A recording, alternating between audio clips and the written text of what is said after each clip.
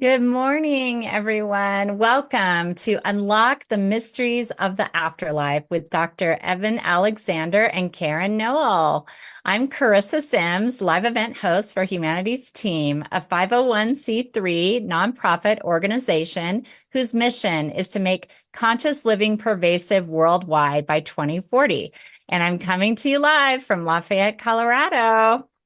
We are so excited to enter this new year with these powerful spiritual leaders. We'll delve into the work between Karen and Dr. Eben and share about this free webinar and masterclass on Humanities Stream Plus. So I want to welcome Karen and Dr. Eben's audience, also Humanities Stream Plus members that are here in the green room. Hi, everyone. Thanks for being on camera. Also, welcome the Sign Network members. And if you're watching from our website or Humanities Team, Facebook, YouTube, welcome. And this live event is for you. So we'll be taking your questions. You can post the question in the chat and try to get it in within the first 30 to 40 minutes, and you will get your question answered. So let me share a little bit more about our guests. And I've had the opportunity to host them on Stream Plus for live mentoring, one of the benefits of being a Stream Plus member. And they are just soul-centered and amazing beings. So I'll share about Karen first. Karen Newell is the co-founder of Sacred Acoustics, an author and specialist in personal development with a diverse body of work that rests upon the foundation of spirituality, transformative experiences. Her personal growth programs, workshops, guided meditations, and teachings enable individuals to achieve life transformations towards greater self-fulfillment and contentment, quality relationships, and choices aligned with one's soul calling from a heart-centered consciousness. Now, I'll share a little bit about Dr. Eben Alexander. He is a New York Times best-selling author of Proof of Heaven, as well as authoring numerous other books, such as Map of Heaven and Living in a Mindful Universe. He practiced as an academic neurosurgeon for more than 25 years, including 15 years at the Brigham Women's Hospital and Children's Hospital and Harvard Medical School in Boston. What accolades! He thought he had a very good idea of how the brain generates consciousness, mind, and spirit. In the pre-dawn hours of November 10th, 2008, he was driven into coma by a rare and mysterious bacterial of an unknown cause. Welcome, Dr. Eben and Karen. So excited to be here with you both. Well, Charissa, thanks so much for having us on today. It's great to be with you. Yes, thank you. This will be fun. Yes, this will be fun. So would love to just do you have any thoughts for this year as we go into 2024? What is inspiring both of you as we wait for questions from our audience? I think most inspiring to me is the fact that this revolution in the scientific community, paradigm shift in understanding away from materialism and towards a form that acknowledges the power of mind and free will in the universe, is gathering tremendous momentum. And certainly the year 2022 with the Nobel Prize for entanglement was a gigantic step forward in terms of acknowledging the primacy of consciousness in the universe. And that's really what our book, Living in a Mindful Universe, and so many of our talks and presentations are all about. It's seeing the brain as a filter and really seeing us all as connected through that one mind. And that's the most important lesson. That binding force of love that's taught by near-death experiencers is a crucial part of all of this unfolding. And Karen and I are quite optimistic about where that's all headed. Well, and I'll just share that I'm inspired. Eben likes to focus on the big picture, and I'm inspired on all the many individual stories that come from people who are listening now and all kinds of people from all walks of life who share their own spiritual experiences. I especially love when they share the growth and transformation that they have achieved. And these aren't experiences like Eben's that just come out of nowhere. Sometimes they are, but others are people actively cultivating a spiritual connection that spiritual connection that we talk about is really just something that is greater than yourself. And so, we don't limit it to certain deities or anything like that. It's all available to all of us. And just by virtue of being human, that makes you a spiritual being. And it really is your birthright to understand this. And when you understand that, you have a soul and that your soul continues beyond bodily death, that changes how you live here and now. I just heard on the news last night, there was a CNN anchor who decided to share that she had a stage 3 breast cancer diagnosis. And what she said, this is what inspired me.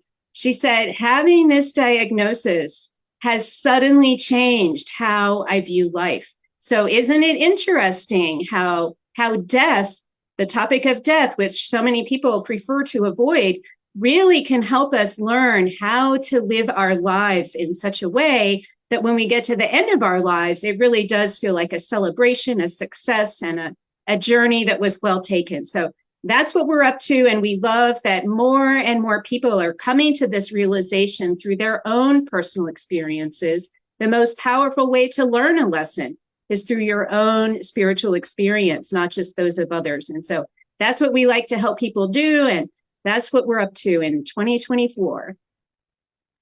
Well, that's amazing. And I really resonate with what you said with this news anchor. I myself had my own journey in 2020 of cervical cancer. And I have to say, it was one of the greatest gifts of my life, besides my kids. So it does give you a new perspective facing death. So I really resonate with your message, both of you.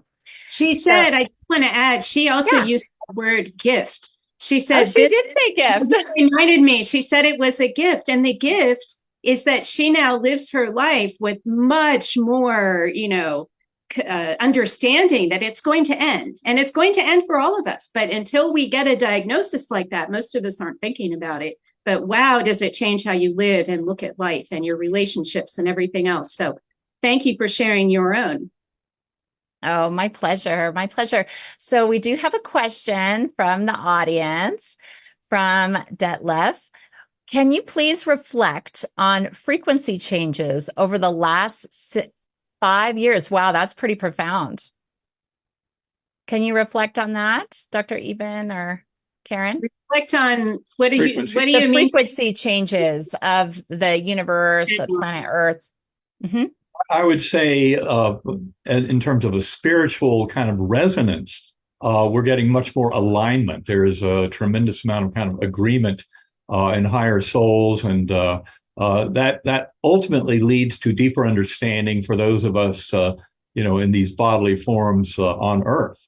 But there's a tremendous kind of upshift in the resonance and the aligned frequency and information transfer that I think is occurring because of this paradigm shift in the science of consciousness itself. I don't know if you have more to add about frequency changes. I don't have a sense of that like you do. Yeah, and how can our own transformation contribute to those frequency changes? Oh, well, that's what's most interesting. Okay. Would you want to start? I was just going to add, yes, it's that principle of resonance and the information overlap and constructive interference. That's exactly what we see, but I'm sure Karen has a lot to say about that. So you said, how do our own transformations contribute to this? Well, since we're all connected, Eben always uses the term one mind. I like to say one heart or one spirit. We're all connected at a fundamental spiritual level, but we don't normally see that because we're in these individual bodies. But part of this theory is that as each of us as individuals has our own transformation that contributes to the whole. So while you're busy helping yourself, you also are helping others, because the more and more of us who do this through that resonance, the more other people will get on board. And it's not necessary for every person on the planet to have the same exact viewpoint. But the more of us who understand this connection that we share, the more that we'll start to see change in this world that actually reflects a caring and loving for our fellow human beings that sometimes seems to escape us in the news of the day. We don't always see that. Yeah, that's so true. And I think that's part of humanity's team mission and why we're so excited to partner with you and help people with their own transformation to help transform humanity. So I was curious on a personal level, how did you two meet and decide to write a book together and partner? Well, how did we meet? Well, we met because we were both fascinated by using sound, differential frequency Mm. wave entrainment, slightly different frequencies to the two ears that can engender very profound transcendental states of conscious awareness. And I knew from my journey that I had to explore my own mind. I couldn't just read the books. I'd read 150 books over 2 years after my coma. But I really needed to do much more than that. And that means explore deep inside. And that's where we met. It's at a workshop. It was at a workshop teaching exactly those techniques. Yeah. And so when we met, we were actually, the course was to teach us how to teach another course, a very simple course. And so they asked us to pair up in teams. We had just met really the day before, but we were a team in this pairing, and they asked us to walk in and out of each other's energy field. So one person would stand still, the other one would walk towards the other person and feel when the energy shifted. And so as we were doing this, I think it was when Eben was standing still and I was walking in and out of his energy field. And I had done this before, and boy, was I feeling something really powerful. And I was kind of nervous about saying it out loud. And so I said, Eben, what are you feeling? And what did you say? I said I felt kind of the yin and yang of our heart energies overlapping or something Joining like that. as one. Joining as one. So that's what I felt. I mean, I was just simply sharing the feeling. So I thought, oh my gosh, he just put into words what I couldn't explain, what I was feeling, because I felt this amazing resonance. And so that got both of our attention. And as we moved forward, I remember asking Eben, his book wasn't out yet. I knew he had had a near-death experience. I'd met other people who'd had them. And I knew that they always came back with some big, important, personal, transformative lesson. So that's what I wanted to hear about. So I said, what was your lesson? And he says, the brain doesn't create consciousness. And I was confused because I was expecting a more personal kind of lesson. I was confused and said, well, why would anyone think that it does? Because I had no thought that consciousness was being created by the brain. I understood it was fundamental. I didn't use that language. I didn't understand that language until I began these discussions with Eben. But when we moved forward with all of this, our connection and the books, he wanted me to help him write a book because I had that understanding my whole life that I was a soul having an experience, and it wasn't coming from a religious background. And that really intrigued him. And so the book we wrote together, Living in a Mindful Universe, is a combination of those spiritual ideas combined with the science ideas. And that is what you think is so important. Right. Well, I think ultimately the science has to be consistent with all that we're talking about. I'm a scientist at heart, and so that's got to be the way it works. And that's what confused me so much in my early recovery was how could I have such an extraordinary experience? Because the medical facts of my case were very clear, and they've been corroborated in a case report on my medical records. It came out September 2018, Journal of Nervous and Mental Diseases. Anyway, that case report makes two very clear statements. One is that my brain was far too damaged from this bacterial infection to have any kind of dream or hallucination, much less this most profound, detailed spiritual experience I did have. And then, of course, you have to explain this survival and recovery, which is unprecedented in the medical literature. And when challenged, the three doctors who wrote the case report, who were not involved in my care, said that it was because of my near-death experience that I benefited from such a tremendous recovery. And so that's really the deeper message for all of us, is that this points out ways that we can come into wholeness and healing in our own lives through centering, prayer, meditation, what have you, going within. It's all a way of cultivating that sense of mind over matter and acknowledging the primacy of soul and our interconnection of soul with the mind of the universe. Yeah, that's so beautifully said, and inspiring. So we have another question. In your studies, this is from Ingeborg. In your studies, have you come across benevolent, dark-hooded beings who possess universal knowledge? That's interesting. Do you know on which spiritual level these beings can be seen and why they come forward? That hasn't happened to me. Well, So what yes, do you think? Go ahead. I was just going to say, dark hooded, maybe not, but certainly we've seen other beings in meditation, even in our kind of group meditation that I interpreted as kind of an advanced, non-human intelligence. But I wouldn't go any further than that in trying to characterize it. But yeah, I think that what we find for the most part is people will have vastly different types of visions. And so dark hooded, benevolent folks wanting to know exactly where they reside on the spiritual plane, we can't really know that because they're your kind of personal energetic beings that have come to you. So I would ask them in a meditation, where do you come from? What part of the spiritual realm do you reside?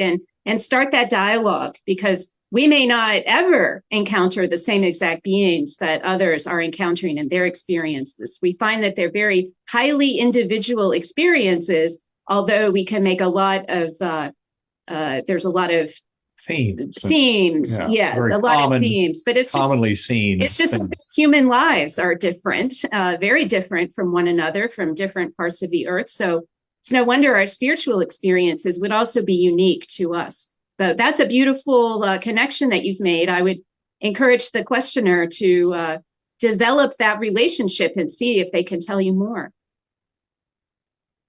Yes, thank you for that answer. Do you think it's important to ask these beings, are you from the light? Are you for my highest and best good? Or does that matter? It matters, sure. Any questions you have on your mind that are going to make you feel like you can trust them, that it's safe, by all means, ask those questions. Okay, wonderful. So we have a question from Sandy. I started on my journey when my dad passed. How will I know what my path is? Will my guides let me know, or will it just happen? That's such a good question. Well, I would start by saying Karen always reminds me of the importance of intention, that is, stating an intention, for example, in a meditation, and also attention. So during the meditation itself, really kind of focusing on the goal of what one is trying to accomplish there. But it's interesting that there's also a process of kind of letting go.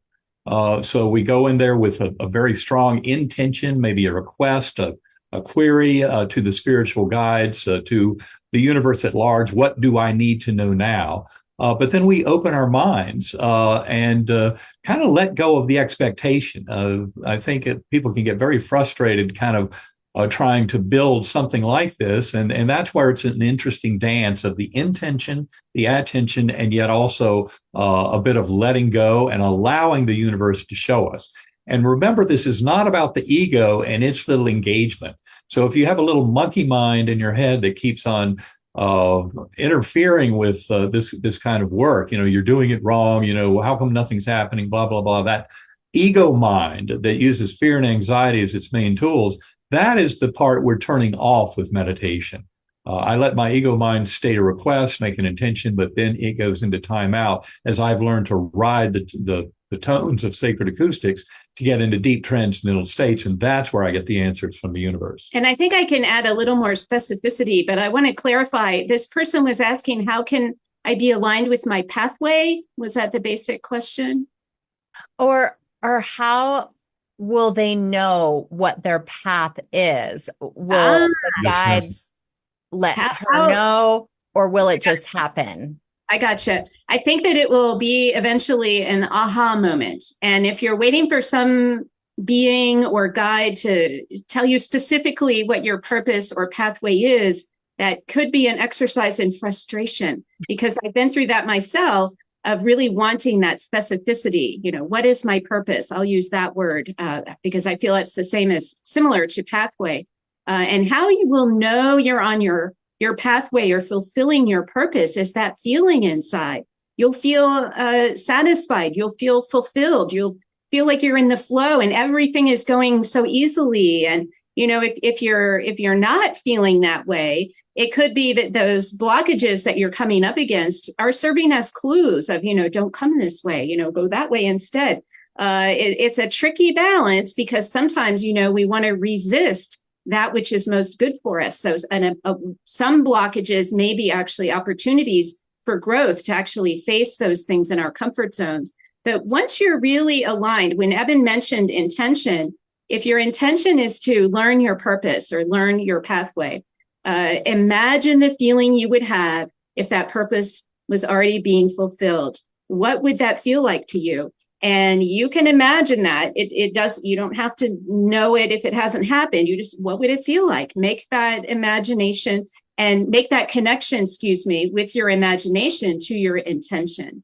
And then as you go along, it'll come in an aha moment. Suddenly you'll realize, oh my gosh, I've been living the purpose that I've meant to live all this time, and I didn't even realize. That can happen sometimes too, but be patient with yourself and start to align, like Eben was saying, with that non-ego aspect of yourself, the inner observer or the soul, whatever you want to call that energy or information field that's behind your racing thoughts. That is the aspect of you that has all of this information. So the more that you can get aligned with that, the more that you will one day just know, oh my gosh, I'm in it. This is it. So until then, patience, Yes, my friend. Important to remember, keep that attitude of an active inner child. This is an adventure where the universe gifts you with understanding, but go at it in kind of that playful sense of engagement and curiosity that a child has about the universe. And I think that allows you to avoid some of the frustrations the ego may try and inject, if you're not automatically finding what you expect to find. Because often the universe will present it in a very different fashion from what you expect. And that's why it's so important to have that curiosity and open-mindedness of a child in approaching this and allowing yourself to be instructed by the universe. But as Karen says, you'll know it when it happens. It can be a very powerful experience. And just don't beat yourself up, and also make it a regular practice. Going within, I use sacred acoustics an hour or two every day, and I've been doing that for the last 11 years. And I wouldn't trade it for anything. Going within, once you realize that your mind is not simply limited to, your brain and your body, but actually your mind shares with the mind of the universe, and the brain is just a transceiver or filter allowing connection. That makes exploring consciousness a far more exciting and open-ended adventure.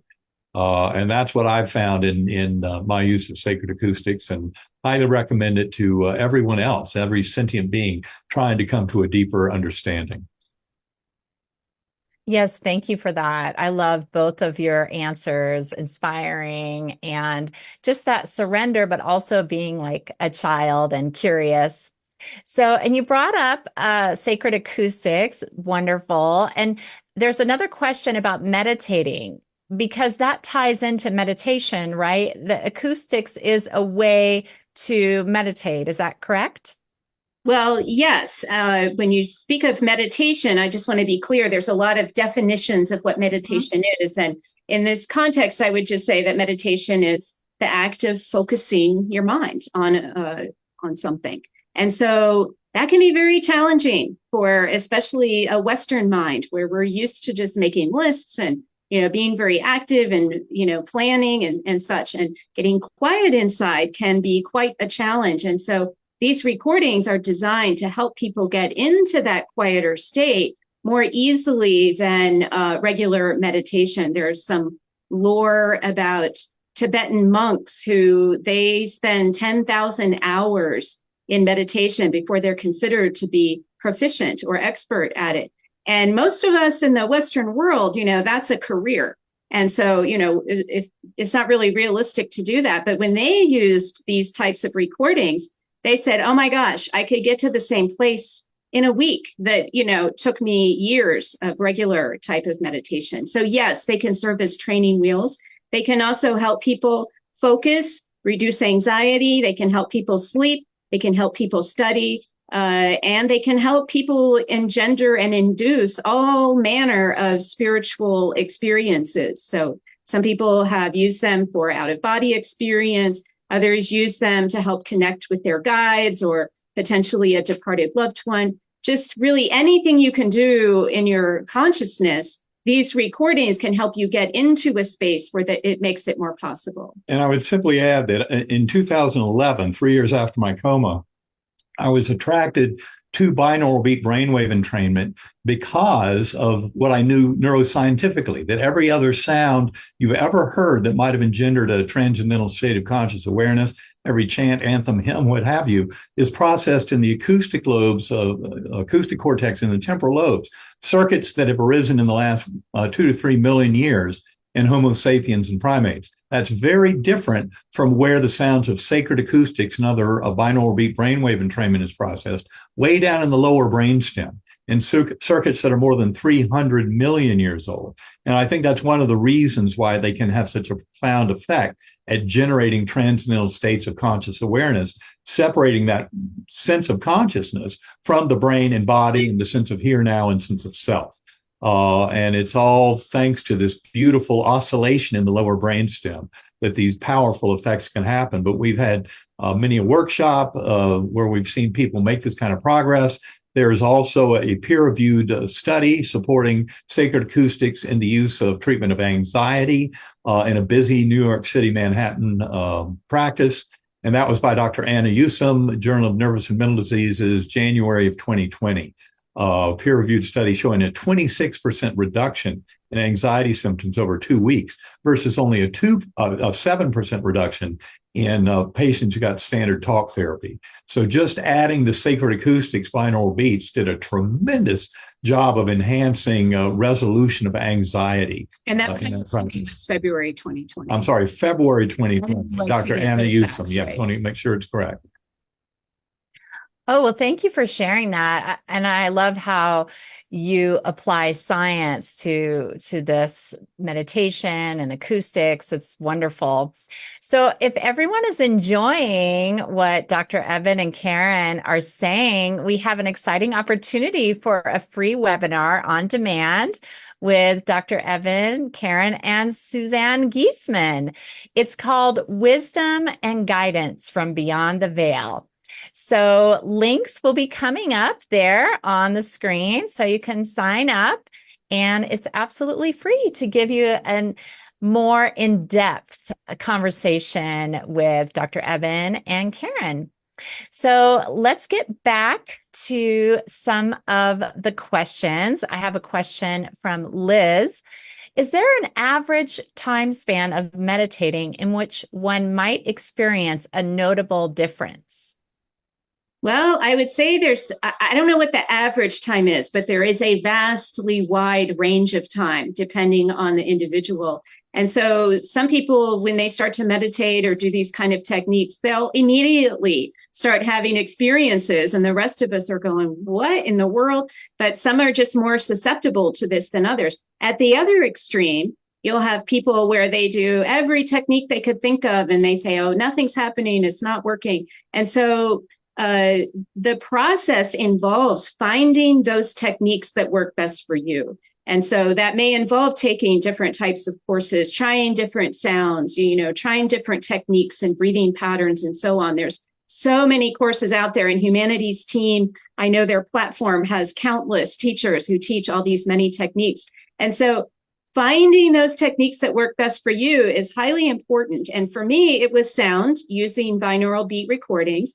And the other technique that for me was so useful was a form of Sufi heart rhythm meditation. So focusing on my heart and imagining my breath was moving in and out of the heart, syncing my breaths to the beat of the heart, all kinds of techniques around that. Both of those together was, for me, what worked. Not everyone will need those techniques, and you may need other techniques. But back to your original question, it can take up to 2 years of regular kind of activities. And you can have some stops and starts. You can have some, fast forward movements and then a couple steps back. So it's hard to put a specific time on it. But I do know I'll tell you one story, someone who listened to Sacred Acoustics audio recordings. She was also doing other types of meditative techniques. I know one of them was pranayama breathing, and some of you may be familiar with that. But it was about 18 months into her regular practice, and she credits listening to Light Body, one of our recordings. She started listening to Light Body on a daily basis about a year into her regular practice. And a few months into that, so it was a total of 18 months, she started having spontaneous out-of-body experiences. And this was her turning point. This is where she could finally start to get a hold of her consciousness.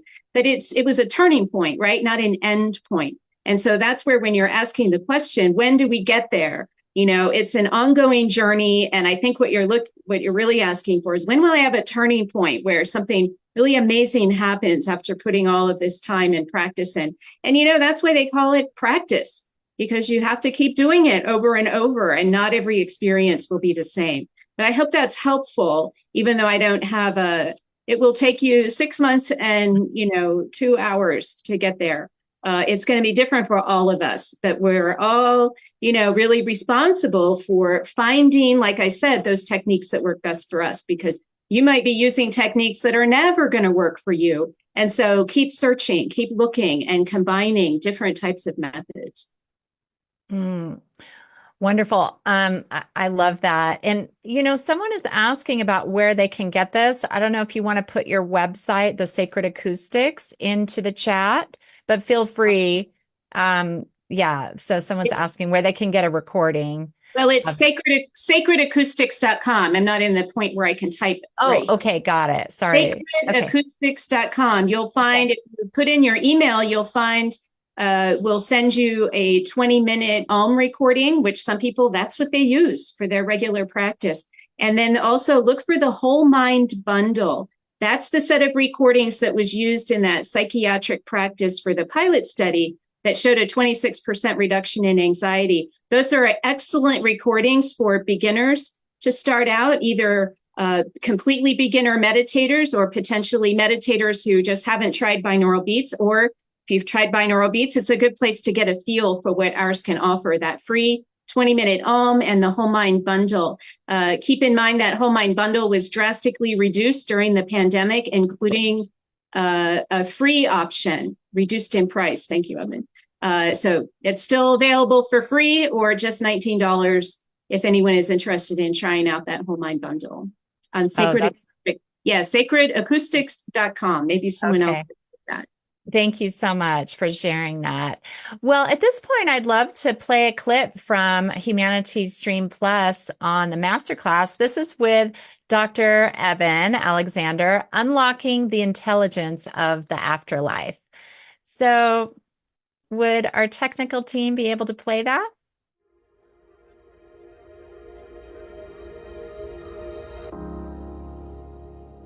Now, for me, another reason the paper was so important was because it emphasized how I could have such an extraordinary, ultra-real, memorable, life-changing experience when my brain was so demonstrably, horribly damaged, especially my neocortex, but also my brainstem. Now, it turns out in this discussion of spirituality, you don't need to invoke religious concepts at all.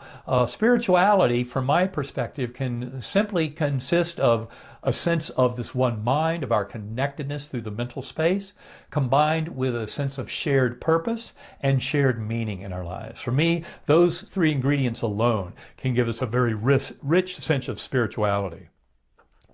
Now, near-death experiences all the time are showing us how the mind of the experiencer can overlap with minds of people who have left the physical plane, with spirits of departed loved ones, and at the same time overlap with minds of people who are still in the physical plane. For example, in Anita Moorjani's story, told in her book, Dying to Be Me, when she was in this deep near-death experience, she was aware of the mind of her brother who was flying from India to Hong Kong, presumably for her funeral, and he was a living person.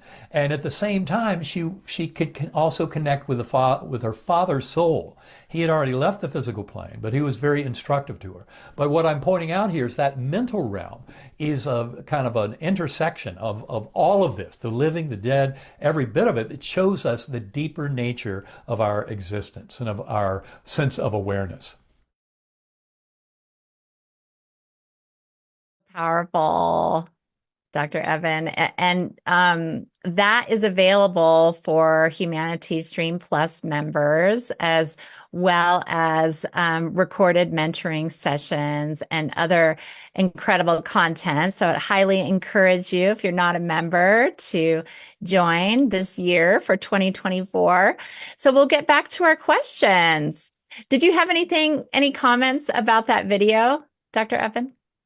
No, I think it kind of summarizes some of where we go with all this. But the one mind concept is something that richly originates in the scientific world about quantum physics, about neuroscience, philosophy of mind, et cetera. And the fact that entanglement was that Nobel Prize in 2022, that's a gigantic move forward in the primacy of mind over matter, and in terms of our interpretation and understanding of all this. So this is a scientific revolution, and it's great fun that individual souls at this time in human advancement can jump on this bandwagon and do their own exploring, get into meditation, start seeing the power of all this, and reading more of the literature on kind of the one mind hypothesis. It's a very exciting time to be alive. Yes, wonderful. So I have a question. Dr. Eben is one of the first medical professionals with breakthrough, well-recorded cases. Is there a rising change on mainstream acceptance within the scientific community? And they're just so wonderful to have direct contact with you both here. So that's nice. Well, thank you. And yes, there's a tremendous amount of progress being made. For those who are not aware, I would steer them to bigelowinstitute.org, a collection of 28 essays written back in 2021, all supporting the reality of the afterlife from a scientific perspective. You'll find there's also a tremendous amount of evidence in those essays supporting also reincarnation. So really this one mind hypothesis is all through these papers. And some of those papers are very, very scientific, but just go to bigelowinstitute.org and you'll realize that the scientific evidence is already there. It's not a question of whether or not science is compatible with this notion of the afterlife and reincarnation. It's already there. We need to come up with better theoretical models for how it all works. But we know that materialism, the notion brain creates consciousness, is not true. And that's where we need to move forward. And that's where individuals can take advantage of this through meditation, centering prayer, what have you. I would just point out that the questioner was asking about the mainstream. And I'm not sure the Bigelow papers have been discovered in the mainstream press. But what really impresses me about those papers and other readings along those lines is that the scientists who do study this phenomenon, the scientists who take a very close look and take very seriously these reports of near-death experiences, shared death experiences, after-death communication, and so on, those who do in recent years are starting to make more conclusive kind of statements about their final conclusions. Is there an afterlife? And more of those scientists, including Pim van Lommel, I think even Jim Tucker, he does past life memories in children, they're starting to come out and say, yes, consciousness survives the death of the body. And I would say 10 years ago, before Eben's experience, they were not saying that. They were very proudly not making that conclusion, to come off as a proper scientist who isn't biased and so on. You can't make your conclusions, but the evidence now has become so overwhelming, like I said, for those who study this phenomenon. They're not going back. And so I can only imagine that this body of data will continue to move forward and that more and more scientists will be brave enough to talk about these phenomenon as if they are real. Eben had that experience and, brought it out to the world, but he was no longer a practicing neurosurgeon by the time the story came out. Many of these doctors and physicians who have these experiences, they don't talk about them till after they retire. Marjorie Woolacott, a neurologist who discovered all of this through meditative techniques, she didn't want to talk about it at all until she was retired. Now she's written a book called Infinite Awareness. She's the chair on a bunch of these scientific communities that have gotten together to bring these ideas forward. So it's happening. Whether we see it in the mainstream, news media, no, that's not quite yet happening. But we're getting there, because as soon as these scientists really start to make these claims, people will start to pay more attention. Right. And two websites that are very devoted to this major scientific interest One is called GalileoCommission.org, and the other is called scientificandmedical.net. And those two websites are very important. I'm on the scientific advisory board for both groups. I believe Marjorie is Marjorie as well. Willicott, yeah, she's very highly placed in those groups, David Lorimer and others. So tremendous groups to collaborate with. And I also collaborate in an informal email group with a lot of scientists around the world interested in consciousness. And that's what facilitates so much communication and progress between these scientists. And one day it will be available to you all. I'm amazed when I see these scientists talk about, but they won't talk about, publicly. So it's coming. Certainly our book, Living in a Mindful Universe, if people are looking for a resource, that explains a lot of this. And you can learn more about all that at ebenalexander.com, sacredacoustics.com, those sites. Oh, thank you for sharing. That's incredible. So I have another question about meditation. When you go within during a meditation experience, how would that compare with your original near-death experience? So I guess that's for you, Dr. Eben, as far as location and space and general attributes. Sorry to interrupt you. Yeah, well, I was just going to say that, I've revisited my NDE many times in meditation. But what it's really doing, it's not just to harvest memories of what happened during that week of coma, even though that's been part of it. But far more important has been my developing relationships with the various, forces and entities, guides that I first met in that NDE. In fact, in Living in a Mindful Universe, we discuss how I finally encountered the soul of my adoptive father. He had passed over 4 years before my coma. And of course, if I had scripted it, he would have been there front and center, and yet he was nowhere to be found.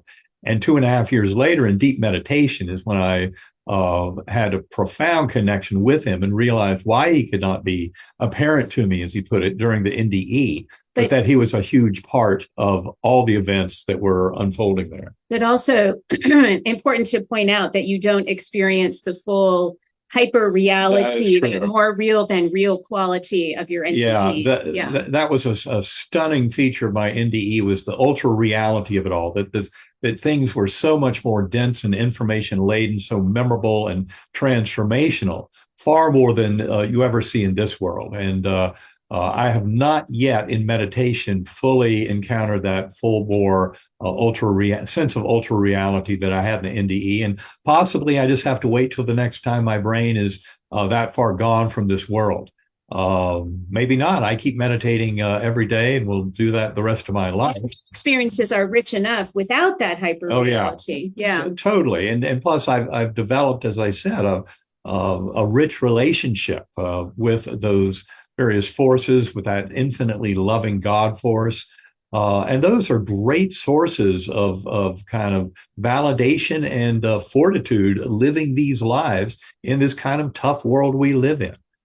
You can gain a perspective of all is well, to acknowledge that in spite of the hardships and difficulties and challenges in this world, all of it at some value is leading in a very positive way towards transformation of individual souls and humanity at large, more towards an honoring of the oneness we share, the binding force of love, how it's best to manifest our relationship with others through kindness, compassion, mercy, acceptance, when necessary, forgiveness.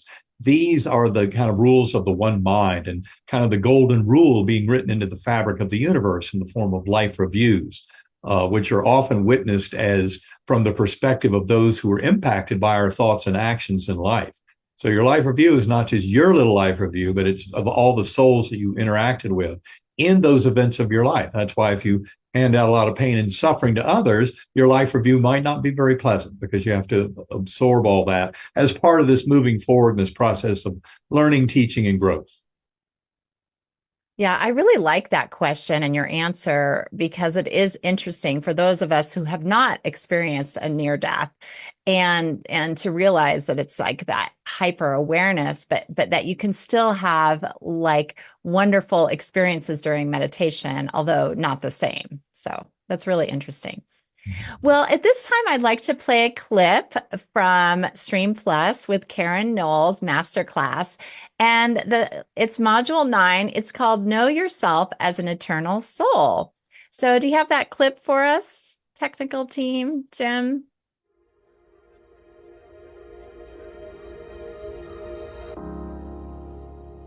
We're really going to focus on the experience of knowing yourself as an eternal soul, much more than your physical body and the roles that you play here on earth, but really knowing yourself as an eternal soul from a broader perspective, a perspective that knows another aspect of our existence, that spiritual aspect of our existence.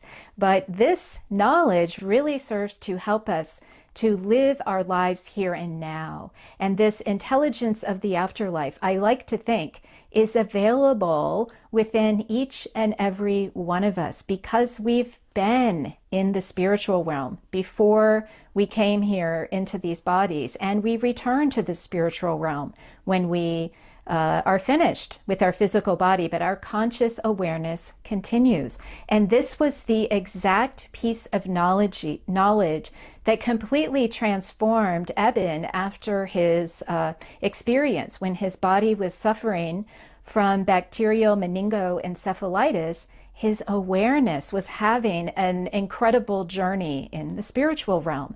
And so he realized as a neurosurgeon that the condition of his brain could not have produced that experience as a hallucination. How materialists would expect a hallucination to appear requires the functioning of the brain. And so he realized the brain can't create consciousness because consciousness can exist independent of the brain. I love how you reference Dr. Evans' near-death experience as well in your module. So do you have any comments about that, Karen?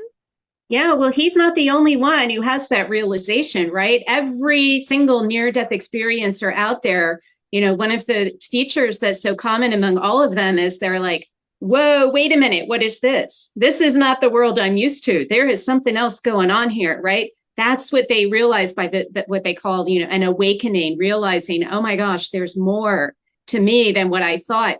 But you don't need a near-death experience either. Just through meditative techniques and asking questions of your inner self and, diving deep within your own consciousness, you can find these things out yourself. I mean, I didn't have a near-death experience, and this is an understanding that I've always had. And I've also made that connection with my inner self. I did not always have that connection. That I had to learn, just like many of you listening, through trial and error and trying different techniques. So yeah, but just having that realization, really knowing that you're an eternal soul, that's how we were starting out that set of modules. And that really is a fundamental understanding that could change this world if everyone really understood that to be real. Unlike now where we have religions threatening, well, you're going to be rewarded or you're going to be punished, or many people who think, oh, when death comes, I'll just never have an awareness ever again. Well, boy, will those people be surprised. And they may think, oh my gosh, if only I'd known this while I was alive, how would my life have been different? So finding out now, not only your fundamental nature as a soul, but your connections with all other souls, that one mind or one heart that we're all a part of. That is what knowing yourself as a soul is all about. Not only knowing your individual soul as more than your physical body, but your connection to every other soul and the vital importance that those relationships have, especially when you come to the end of your life. I don't think I've mentioned, there's also a study that's been done that has inspired me tremendously by Dr. Christopher Kerr at a hospice center in Buffalo. And he interviewed actually dying people.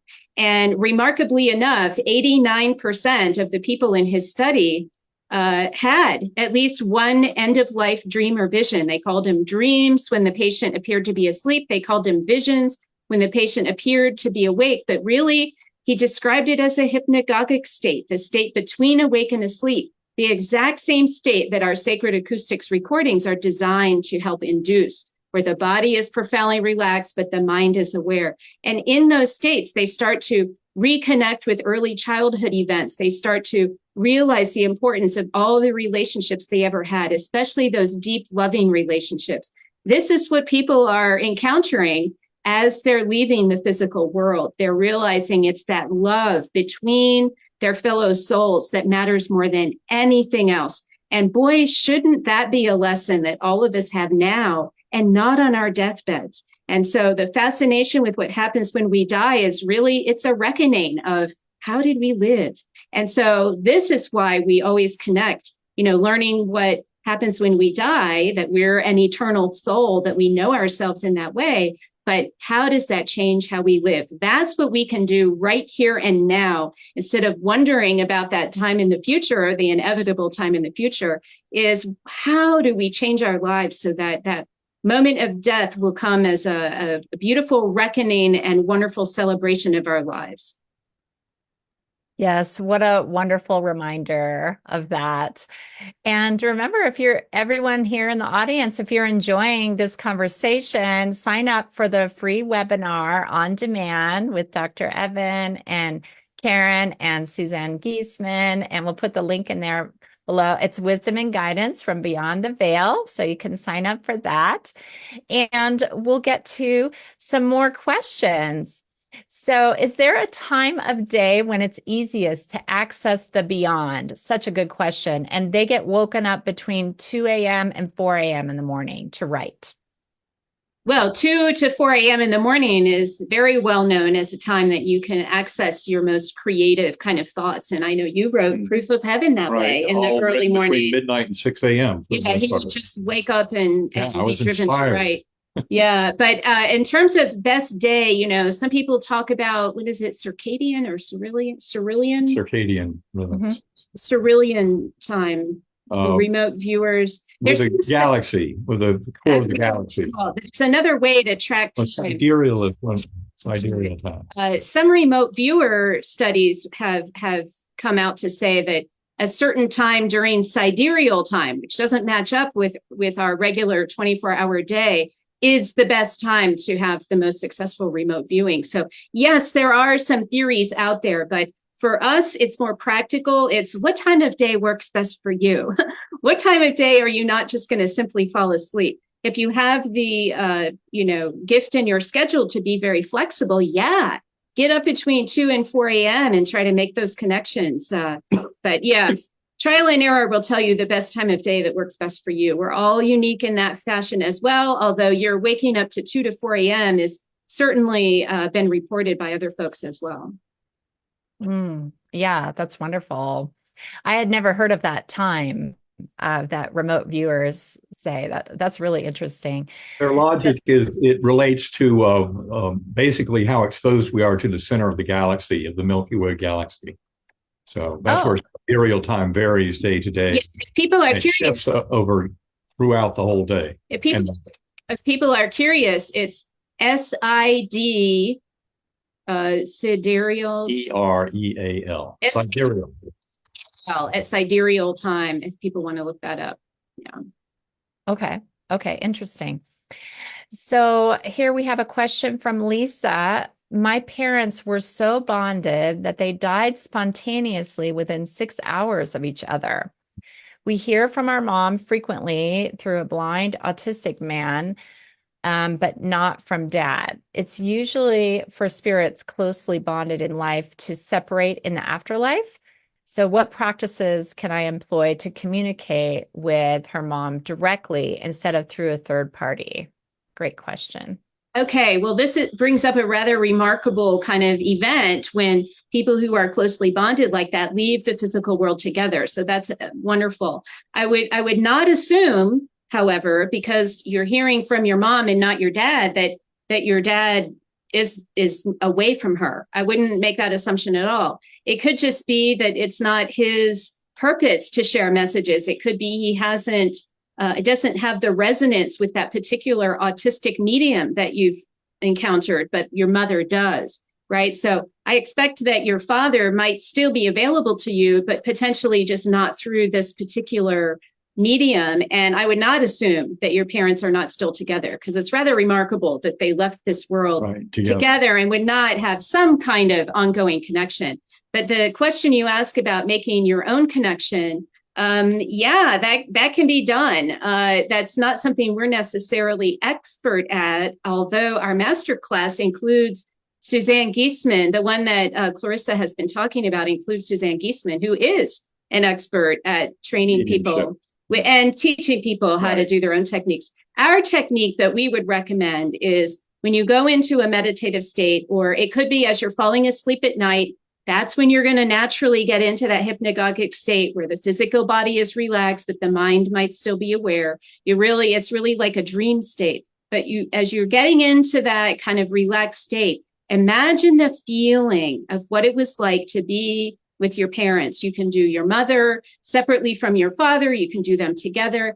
And just imagine that feeling of connection that you shared. And wait to see what happens. That's kind of like a way of opening yourself to let them know that you're open to receive. Many people on the other side, we're told by mediums, want to reach out and contact their loved ones here on earth, but their loved ones don't hear them. And so sometimes there can be a process of the loved ones here on earth being open to receive, as well as those on the other side learning how to make that connection on their end too. And I don't know what that course material would be on the other side to teach souls how to do such things, but I imagine that it's possible to learn that sort of thing, just like we learn here. So amazing story. Dr. Kerr in the Hospice Center has also encountered when very close couples depart this world together. Beautiful. Yeah, that's wonderful. So I have some more questions here. Someone also attended a seminar someone who wrote the book Beyond Matter. He's a medical doctor. So the moving experiences of a scientist with the spiritual world. So that's just a comment. Okay. Another person says, we all came from this oneness space. Why do we choose to be so oblivious to this truth once we incarnate? Why are some so surprised to return instead of saying, oh, good to be home again? Well, I'll start. I know you have something, but I will say that, yes, we forget, but many people, when they encounter that realm, they feel that familiarity at that point. They're like, oh, this is my spiritual home. They absolutely do recognize it once they get there. But it seems that part of this earth system is for us to forget our origin. And this is so that we can really buy into this is a journey that we're here to experience. We forget who we are so that all of the challenges and sort of things that we encounter throughout our lives aren't expected. I think if I knew, for example, if I knew at the beginning of my life that one day I would be sitting here with this neurosurgeon who wrote a New York Times bestseller, answering questions such as you're posing, I would have told these people that's crazy. I would never plan such a thing. I would never be party to such a thing. I don't want to be party to such a thing. If I had known this was part of my life journey, I would have self-sabotaged because I'm not comfortable in a public speaking situation. That's been the case my entire life. I've avoided like the plague public situations such as this. And yet here I am. And so what a beautiful thing that I did not know that this was it. And so all those years I spent, what is my purpose? Why am I here? I wasn't getting any answers because I wasn't ready for those answers. And so the answers came when I was ready and when the time was right and when I needed to know. And so I think if we knew certain things like, oh, I'm going to get cancer and my child's going to die when they're 6 years old. I mean, who wants to know those things, right? And we would spoil all the surprises, all the good things, like opening our Christmas gifts or birthday gifts, before the holiday arrives, right? So you got to look at it that way. And remember, you have a completely different perspective when you're on the other side. We can only, briefly imagine what that perspective might be as compared to the perspective we're very familiar with here on Earth. So those are some factors to think about. Well, thank you for sharing, Karen. Any closing thoughts, Dr. Eben Alexander?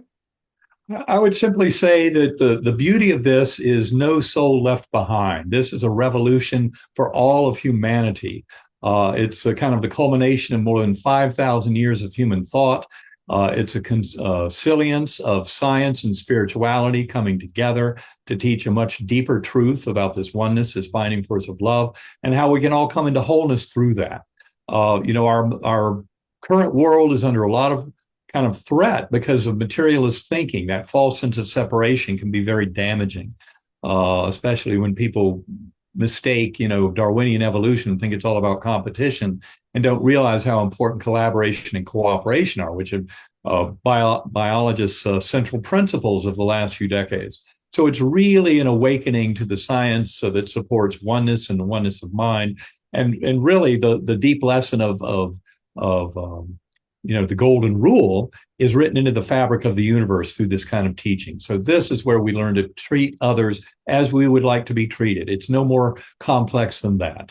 And that's how this world can grow into a far more harmonious and prosperous form for all of us. And I would just add that anyone who takes the time to do this, to really know yourself as a soul, to find that love from within that we're all a part of. We haven't spoken of that today, but that binding force of love that connects us all. The more of us who really learn to identify with that part of who they are, you have my gratitude. And my gratitude is abounding to all of you who do that, because I know that you're not only helping yourself, but you're helping me. You're helping all of us. And so that's why we can only express gratitude for anyone who takes time to do this, because you're part of that one heart, that one mind, that one spirit, that when one of us does it, it affects us all. And so thanks to anyone who takes time to find that inner peace from within.